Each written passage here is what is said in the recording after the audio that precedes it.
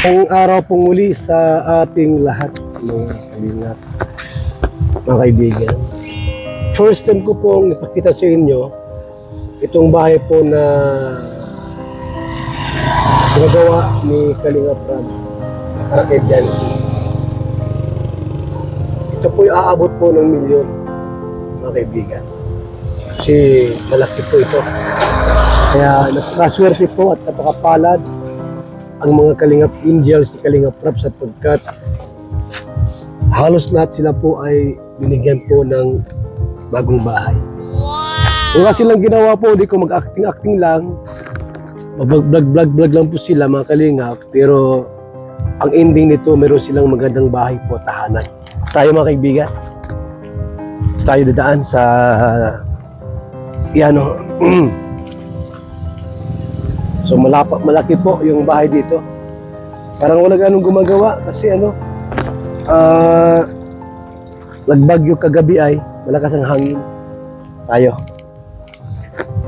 Ipakita ko lang po sa inyo kung gaano kalapad at kalaki yung bahay na ito, mga kaibigan. Tingnan mo, engineer, sa loob at ipakita mo. Yan, isilipin natin yung loob po, mga kaibigan, ha, para makita nyo po kung gaano kalaki itong bahay po ni Biancy. Ayan, sa labas pa lang ay ang loob po, mga kalinga po. Ilang kwarto yan? Ang lalaki ng kwarto. Grabe po, mga kalinga. Talaga namang napakaswerte po ang pamilya ni Biancy sapagkat marami nagmamahal. Kung hindi po dahil sa kalinga, hindi sila makikilala at hindi sila magkaroon ng sponsors. At syempre po, mga kalinga, pag may kulang dito sa loob, si Kalinga Prab ang nagpupuno. Halos lahat po ng pabahay po, mga kaibigan, pag kulang po ang budget, automatic po yan. Si Kalinga Prab po ang nagpupuno. Lahat ng pabahay po natin. Yung kinikita po niya sa kanyang charity, sa kanyang channel, pinangtutulong din po niya. Tulad ko, wala akong vlog sa charity po, bibihira. Pag may lumapit sa aking matanda o mahirap, automatic yan o bigay.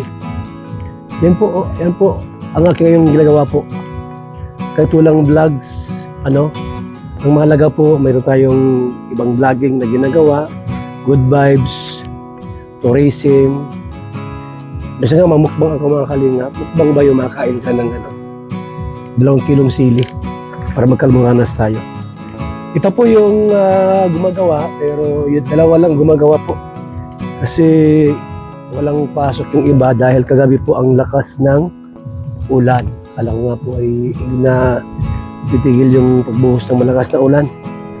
So yan po, pinakita ko po sa inyo ang bahay na ito, mga kalingap. Bahay ni Biancy po. Anong ginawa nila po, mga kaibigan? Naghirap ba sila? Di po, wala silang ginawang naghihirap o nagpapagod anuman. Vlog lang, di ba? Good vibes, content lang. Di ba sila nagbungkal ng lupa? Good vibes lang po, mga kalingap, ang ginagawa po nila sa Kalingap Love Team. Hindi mahirap po ang kanilang trabaho. Wala silang pinaghihirapan, pinagpawisan. Ganun lang. Good vibes sa ating kababayan. Pakilig-kilig lang, pero ito po ang resulta. Nagkakabahay po sila, mga kalingap. At siyempre po, kasama ang kanyang pamilya, ang kanyang mga magulang at kapatid sa biyaya po na meron siya ngayon. Kung hindi dahil sa kalingap po, hindi sila magkakaroon ng ganitong uri ng magandang bahay. Lahat sila po, sila Carla, Roseanne, at si Dara, at iba pang mga kalingap po. So, huwag lang silang mag-direct sa mga sponsors para hindi sila mawakwak at masira ang record nila. Yan lang po ang aming payo sa mga Kalingap Angels na huwag silang magdirekta po sa mga sponsors kasi pwedeng masira po ang kanilang tawag din yung kanila pong pagkatao kasi sisiraan sila Marami nang ganun po, mga Kalingap. Nasilaw sa pera, sa akala isikat na sila. Hindi po. Team Kalingap po ang may dahilan kung bakit sila nakilala. Sila po ay kilala po sa Kalingap community. Outside Kalingap, hindi sila kilala. Kung sila po ay umalis sa Kalingap, wala na. Wala nang manonood sa kanila. Kaya nga po, ingatan po ng mga Kalingap Angels ang sarili. Huwag magdirekta sa mga sponsors. Huwag magpag-usap. O kung may group chat, umalis kayo dyan. At hayaan mo po ang Kalingap ang siyang tutulong sa inyo. Kung may mga packages, gustong magpaabot ng tulong, ang gawin nyo po, kumontak ng mga vlogger ng Kalingap at doon ibigay, para ibigay doon sa beneficiaries. Maraming keyboys dyan na pwedeng mautusan. Mga naka-scout sa kanila. Dr. Love, di ba? Kay Bianese, ang naka-scout sa Dr. Love. Ganun po, yung ginagawa natin yung mga Kalingap. Or si Kalingap Rob. Or si Kalingap Ido. So, doon tayo. Mga Kalingap, talaga naman the best. At talagang maganda po ang bahay ni Bianese, mga kaibigan. So, malaking lote yan. 200 square meter yan. 200 square meter po yan, mga Kalingap. At sino nag-aakala po, no? Through vlogging ay magkaroon sila ng bahay na ganyan. Kahit pa may sponsor yan, ano po, kahit mayroon pang tumulong dyan, kung wala ang Kalingap, hindi sila makikilala.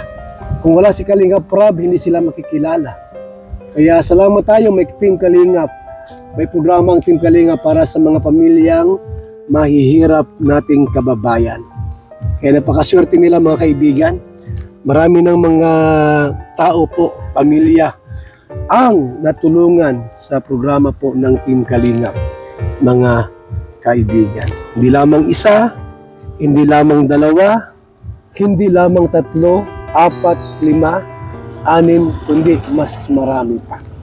Sa ngayon po, ang pabahay ng Team Kalingap ay umabot na po ng 231 housing project, mga kaibigan. So, mayroong gumagawa dito. Wala yung iba natin mga karpintero kasi akala po may bagyo pa rin. Maganda na po ang panahon, no? Wala nang ulan. So, kumpleto ang gamit.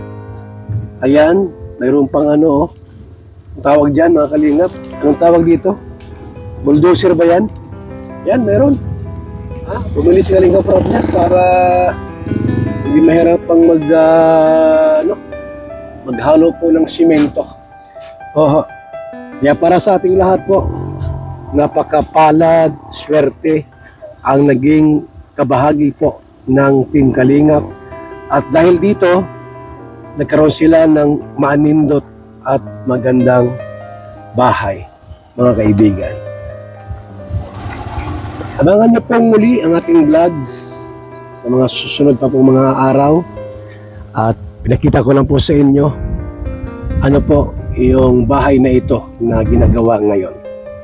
Ang bahay ni Bianese, mga kaibigan. Sino nag-aakala po na sila ay magkaroon ng bahay katulad niyan? Sino nag-aakala po, no, na makarating siya sa iba't ibang lugar? Labas sa bansang Pilipinas, labas sa Bicol, dahil po sa Team Kalingap. At ang kanyang pamilya ay naging beneficiary po sapagkat naging Kalingap Angels si Bianese. Ating palakpakan po si Bianese, mga kaibigan. She is so faithful, mga kaibigan. Talaga naman yung kanyang commitment sa Kalingap ay nandoon palagi at tuloy-tuloy po niya, no, na minahal ang Kalingap. At tunay nga po na ito ay tatagal ang vlogging kapag ganon ang isang beneficiaries. Hindi naghangad na kumita pa ng mas malaki. Ang mahalaga po ay may pagkain sa araw-araw at mayroong magandang tahanan, tirahan. Opo, hindi naghangad ng kasikatan. Hindi na po. No? Ang sa kanya po ay makapagtapos ng pag-aaral. At andito po ang Team Kalingap na handang tumulong po sa bawat isa na nangangailangan. Asahan niyo po na Maaring bukas, pupunta ako kina Carla sa pamilya niya. Magdala ko ng bigas, kina Biancy, kina Roseanne, kina Julian, magdala ko ng bigas, mga kaibigan. Maraming salamat, mabuhay and God bless.